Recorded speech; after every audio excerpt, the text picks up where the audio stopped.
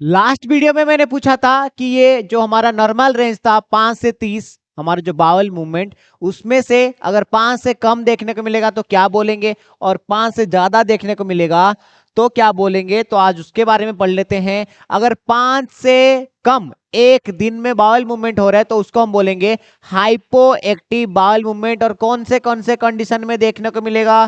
Condition जैसे constipation है, constipation के कंडीशन में भी देखने को मिलेगा। दूसरा मैंने क्या बोला था?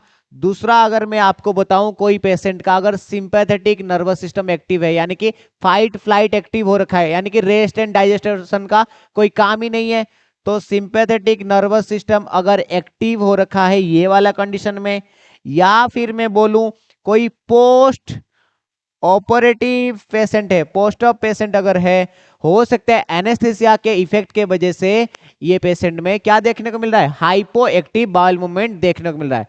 आप कमेंट सेक्शन में बताओ हाइपर एक्टिव बाउल मूवमेंट किस किस कंडीशन में देखने को मिल सकता है।